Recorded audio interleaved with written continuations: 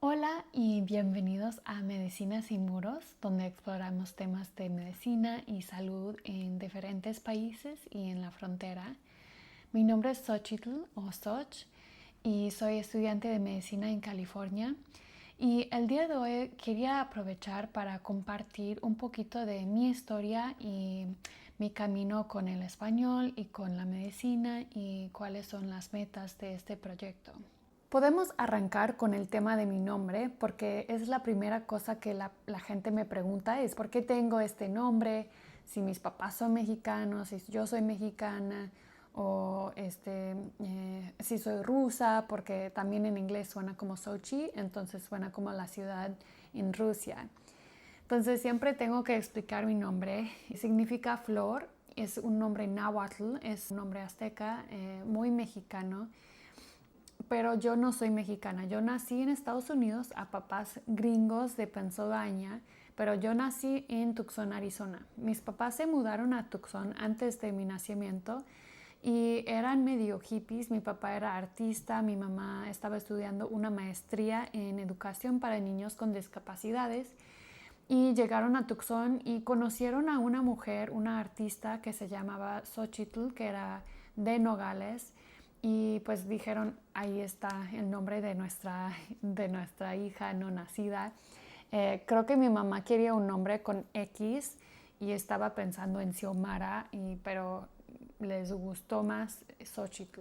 Entonces no es una historia tan profunda, pero sí está chistoso porque al final, luego en la historia van a ver que a veces digo que fue como predicieron que iba a pasar con mi vida, porque al final México fue una parte muy importante de mi vida.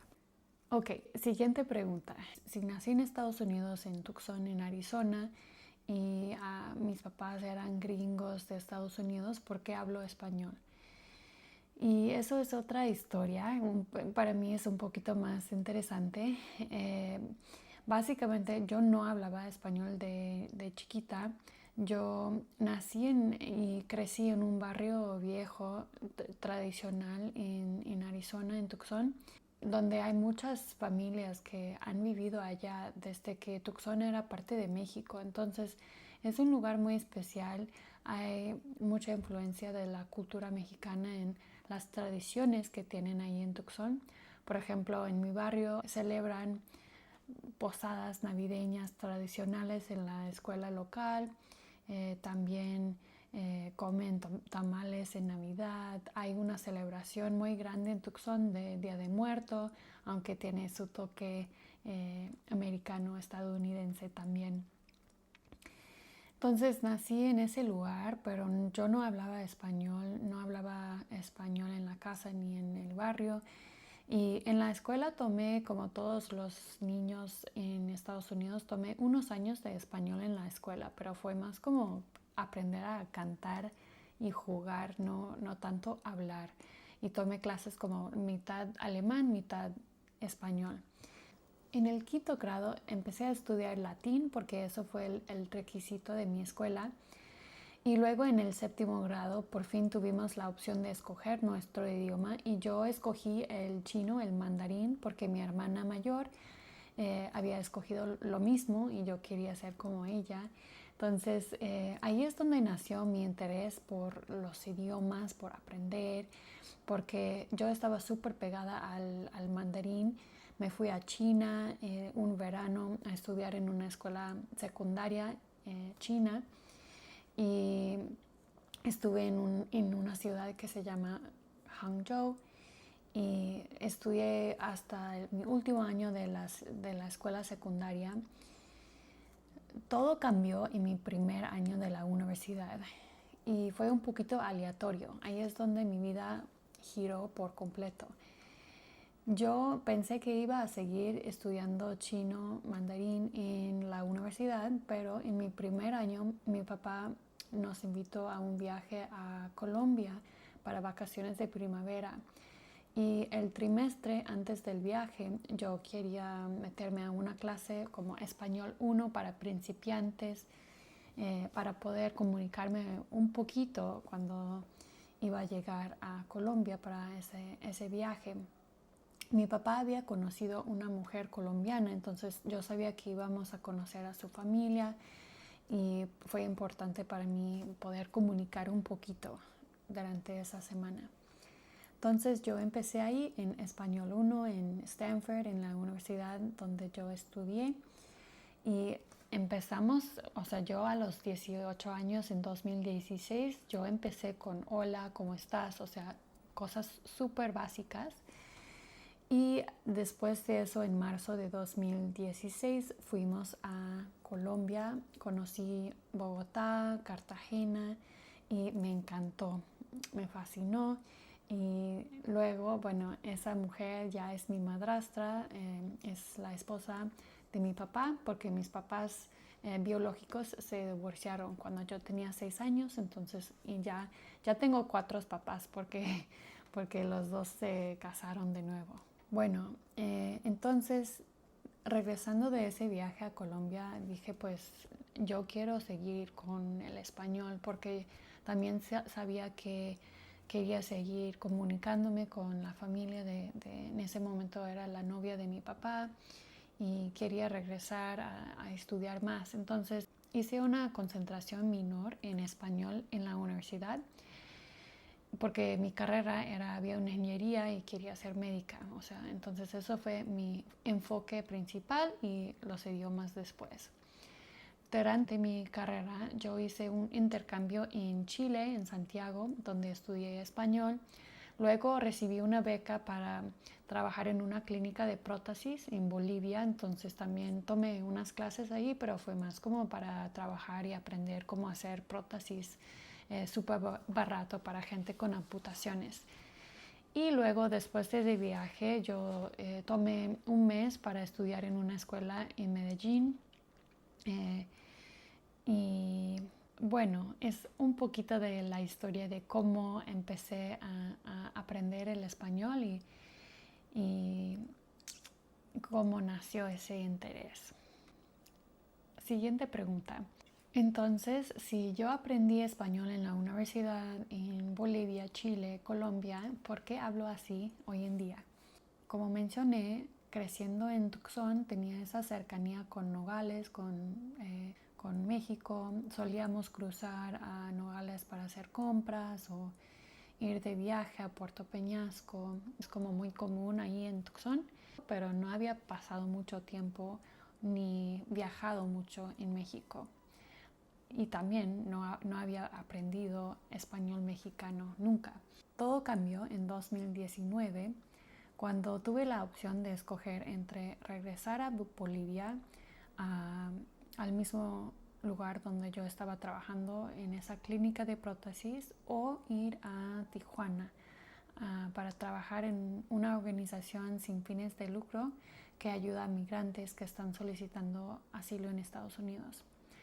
Yo había recibido 2 becas, o sea, para hacer las 2 cosas y tenía que escoger. Y pensé hasta el último momento que iba a regresar a Bolivia porque me gustó la idea de seguir con el mismo grupo que ya conocía y también tenía más que ver con mis estudios de bioingeniería. Entonces, como la otra opción fue algo completamente diferente para mí, o sea, yo no estaba súper familiarizada con el tema de migración, asilo, derecho, pero al final sentí como algo en el corazón que me decía que tenía que ir a Tijuana. Esa decisión también cambió completamente mi vida, porque llegué a Tijuana en el verano de 2019 y yo estaba trabajando en esa organización, y ahí en Tijuana ese verano es cuando conocí a mi ahora esposo, pero en ese momento justo empezamos a salir ese verano. Y es muy chistoso porque en ese momento, cuando lo conocí, se burlaba mucho de mí y de mi español porque me decía, o sea, ¿quién eres? Porque llegas, eres de Arizona, de Estados Unidos, pero tienes un nombre súper mexicano, pero tienes español que suena como más colombiano, porque en ese momento como había aprendido español más con mi madrastra y la familia de de mi madrastra y en Colombia, entonces decía cosas como está muy chévere, está bacano. Entonces se le hizo súper chistoso como entender quién era. Desde ese punto, en 2019, he seguido trabajando con esa organización. Tuve que regresar para terminar mi carrera en Stanford, y todo ese año mi novio me visitaba casi todos los fines de semana en Stanford, y después llegó la pandemia y iba a regresar a Colombia porque había recibido una beca Fulbright para hacer un proyecto en Colombia, pero con la pandemia, o sea, todo fue cancelado, y entonces regresé a Tijuana y pasé todo el año de la pandemia del verano de 2020 hasta el siguiente año, cuando empecé a estudiar medicina. Lo pasamos en Tijuana, en un departamento súper chiquito, en esa burbuja, y ahí es donde como que creo que me quitó un poquito el acento medio colombiano que tenía con mi español, y empecé a aprender español mexicano, y he seguido trabajando con esas organizaciones, bueno, no tanto con al otro lado, que era la organización legal. Ya trabajo más con RHA, que es una organización médica que ayuda a migrantes ahí en la frontera, y también a personas en condición calle y cualquier persona que llega a la clínica. Y empecé a estudiar medicina en 2021 en UCLA, en Los Ángeles, y soy parte del programa de medicina global. Entonces tuve 5 meses, como casi 5 meses, un poquito más, para venir a Tijuana a trabajar en la clínica y hacer un proyecto de investigación ahí con el equipo allá. Entonces he seguido trabajando con esas personas, y realmente con todo ese tiempo allá he estado pensando en lo mucho que tienen todos esos médicos para enseñar a la gente. Tienen mucho conocimiento, tienen mucha experiencia, y que yo quería explorar más como temas de salud en la frontera, y las dificultades que enfrentan, porque cuando trabajamos allá es como estar allá para trabajar, o sea, estamos muy ocupados en la clínica viendo pacientes, entonces no hay tanto tiempo para conocer la historia de cómo llegó la clínica allá, cómo creció, y quería como encontrar más oportunidades para explorar estas historias, estos temas, y poner en foco, o poner como en el centro de atención este tipo de trabajo que la gente está haciendo.